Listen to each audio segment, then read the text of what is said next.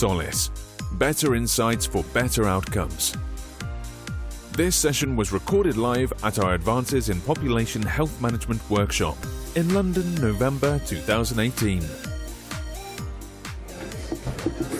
So it gives me great pleasure to introduce Chris Roche. Chris is Information Manager for Primary Care Localities in Gloucestershire. So he's come a long way today, battled through the training system, so it is possible. And Chris has been instrumental in creating the foundations for using population health analytics, informatics, to deliver joined-up care to communities in Gloucester. So it's another great example, we think, of somebody walking the walk, population health management in action. Chris, thank you for agreeing to speak. Thank you for coming all this way. The floor is yours. Okay, thanks. So I suppose our presentation is kind of similar to the stuff we've heard already, but has a bit more of a focus on the data asset and the capabilities in terms of analytics that's allowed. I'll come on to some of the programs of work that we've then used that to support. But to start with, I thought what problem are we trying to solve kind of slide. So the PHM risk pyramid, and I don't think it'd be a PHM event presentation without seeing this pyramid, so I've thrown in one as well. Everybody's relatively familiar with it. So top of the pyramid is most risky, most kind of chronic conditions, sickest patients, and then working down to more kind of prevention agenda stuff at the bottom. And then our task in the analytics team was to identify patients in each of those sections. So how would we identify patients that are top of the pyramid, ones that would benefit from a prevention agenda or a community-based service, that sort of stuff. So that was the problem we were given.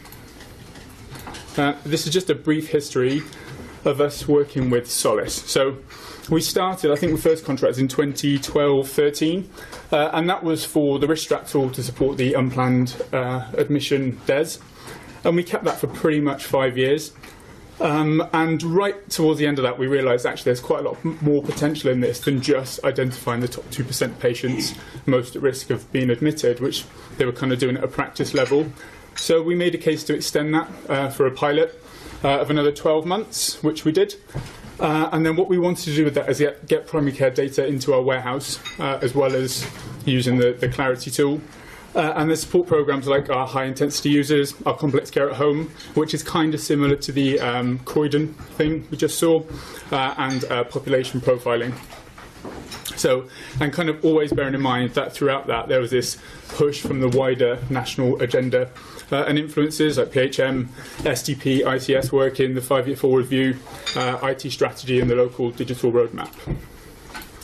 So working with Sollis, so as I said, in addition to the implementation of the Clarity tool, what we wanted to do was something slightly different, was to also set up a joint programme of work between us, Sollis and our CSU, SCW, to deliver these 5 things. So a regular flow of primary care data into our CCG data warehouse with a consistent pseudonym. So we've got obviously all of our data in our warehouse is pseudonymised. We wanted a primary care flow with a consistent pseudonym so we could join all that up. We needed robust technical architecture and also do it in a way that's IG compliant. So I think that was one of the biggest challenges for us, the biggest components of all of that program. So there was a data sharing agreement between us and each practice in our county, 2 data processing agreements, one between each practice and Sollis, one between each practice and the CSU. Then we had a DPIA, a fair processing notice, and a GISPA. It was stacks and stacks and stacks of stuff, and we sent it all out to practices, and they signed and allowed it all to happen, really, which was good. And there was a content engagement plan to support delivery of all that. So this would then be used to complement or supplement the risk strat and the analytics available in Clarity and support PHM and a range of other CCG objectives. So this is our technical model. Obviously we've got, well, obviously you might be different elsewhere, but we've got 3 primary care systems. We've got EMIS, Vision and TPP. The majority of our practices are TPP. So there's direct extraction from EMIS, and then from Vision and TPP. We have extraction managed by Apollo, which kind of Sollis handle on our behalf. All of that data then lands with SCW CSU. They also get a feed from SEM, so National Secondary Care Data. and then a cut of that is passed into Sollis Clarity, and that's what we had for a long time. And then we could query Sollis Clarity, do the analytics, case finding. But what we've also developed is a route to get all of that data, so there's 8 data files to land in our CCG warehouse, which are these 8. So what that allows is we've got our SEM data flows, which we've always had, so that comes through kind of a national route. We get, I think, unusually for a CCG, quite a lot of daily local data flows, and all of that has a common pseudonym, so that was all linkable for us. We could always join national and local data flows, so we could join to NHS 111 and all of our secondary care data and kind of tell that story. But the bit that was missing was the primary care. So that process I described above enabled that data to land in our warehouse, and importantly for us to be able to link it. So we can now join all of the stuff we've been able to do for a long time with primary care. So that forms our CCG data warehouse. In terms of assets, we still do have the Clarity tool. So all of that stuff also feeds into Clarity, and that's where the risk algorithms are applied. So we don't apply any risk algorithms in our warehouse. It's just the kind of transactional data. And then what that allows, so we're able, with our CCG data warehouse, to segment and stratify entire population. So not just what were patients of secondary care, community care and mental health previously. We've now got our entire population, because the starting point is the GP lists, which allows a more comprehensive cohort analysis.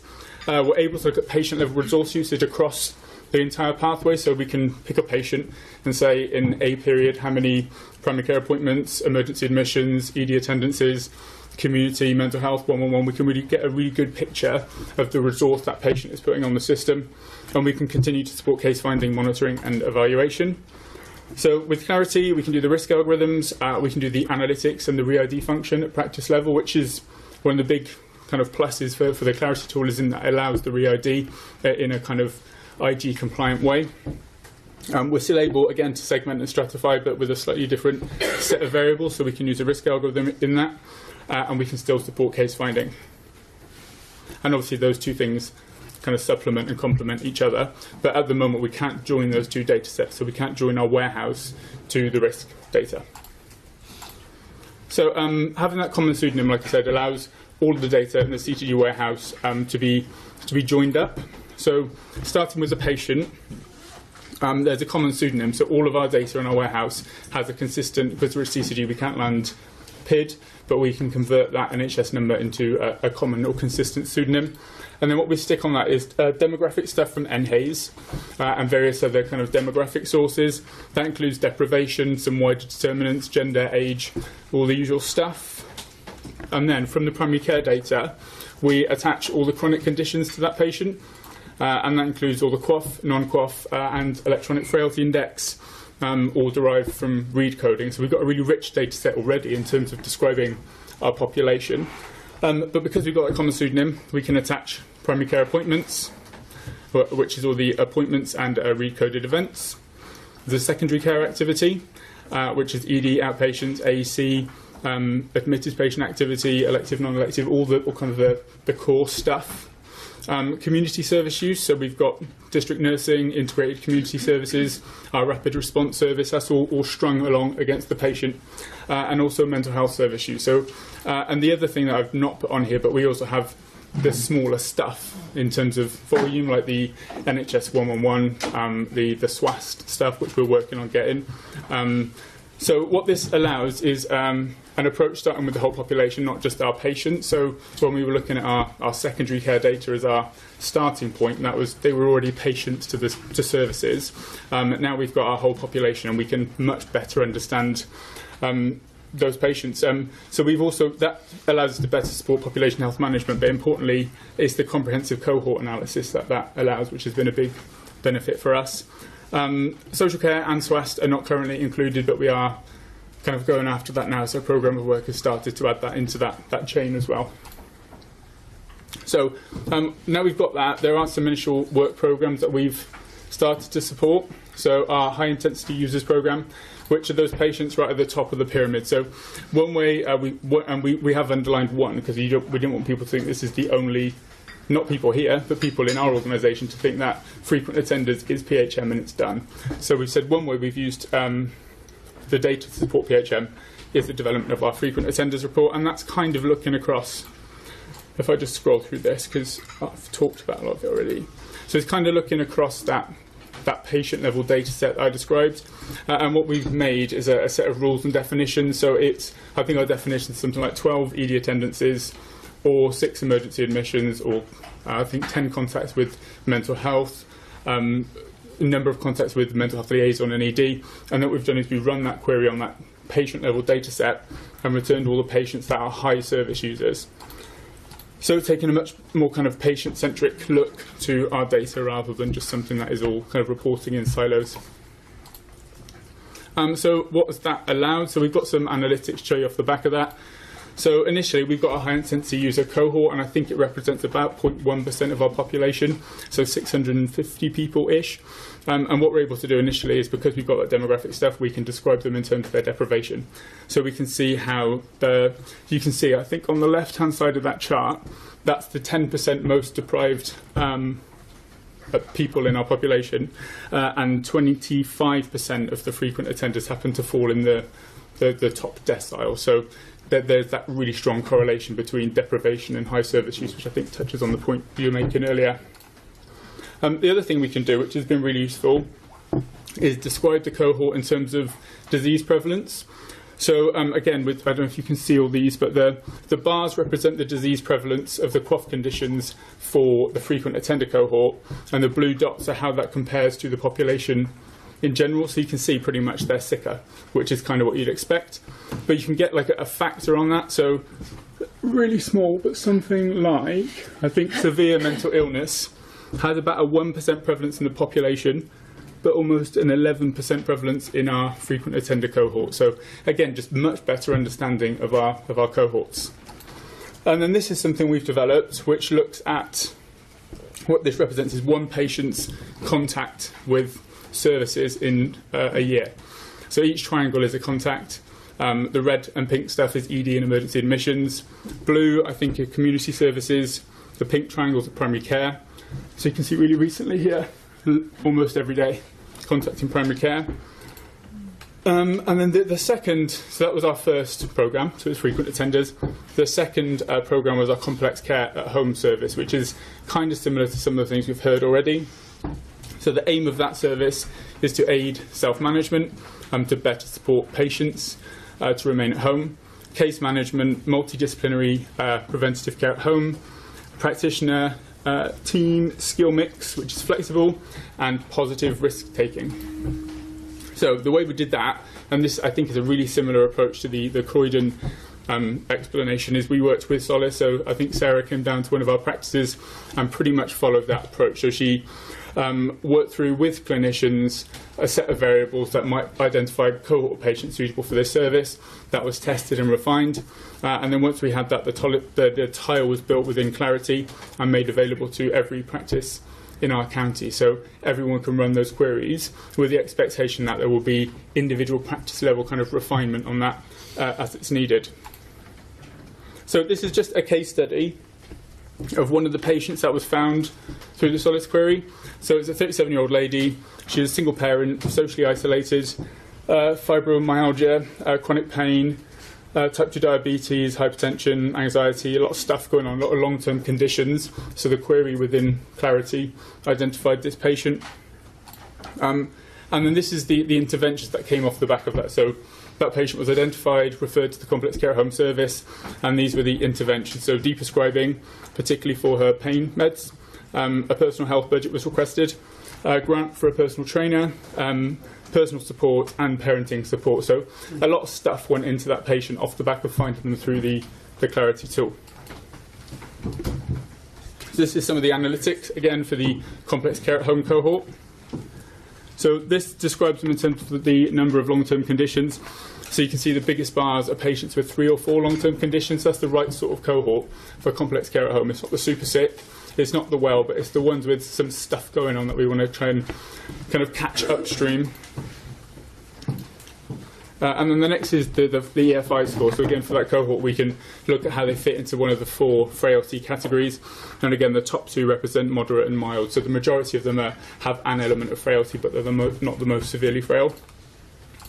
And this is our initial look at the impact or the kind of the return on those interventions.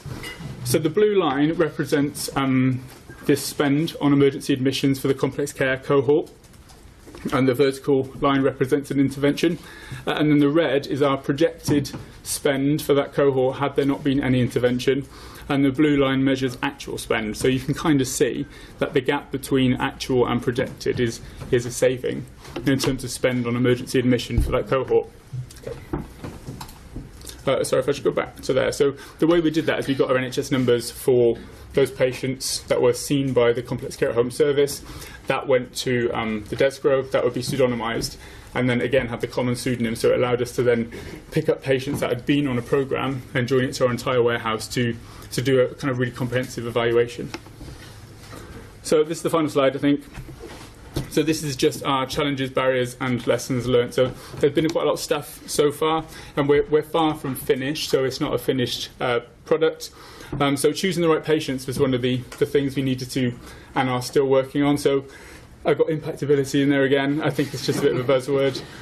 Versus equitability. So are we likely to pick patients that we can impact at the expense of patients who might be more deserving almost? So if there's the low-hanging fruit stuff, do we prioritise working with those cohorts because we get a return as a system in terms of money, whereas there are patients that in terms of complete equitability might or should be chosen.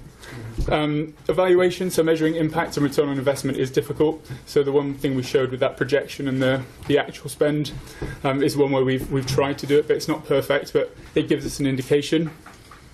There's a few points here that kind of touch on the same thing, turning analytics and insights into action. So, and the other point is about PHM is more than a business intelligence task. So I think that's a little bit like the three-dimensional cube. We can do the bits to identify the patients, describe the cohorts, but it's the interventions that make it population health management. Data quality, data completeness is an ongoing issue. So many others. So the culture, I think, was one of the biggest ones as well. So the organisational culture and the governance. We're doing this as kind of an information team. We've got people we're working with in the CCG and the system, but everybody needs to be behind this, I think, to make it work. And there's a lot of tensions between system working, internal organisational priorities, and different kind of drivers for all this sort of stuff. So we kind of find ourselves in the middle of that. So that's where we found ourselves. Those are the lessons learned, but I think that's what we've done in Gloucestershire. Okay? Thank you very much, Chris. All right.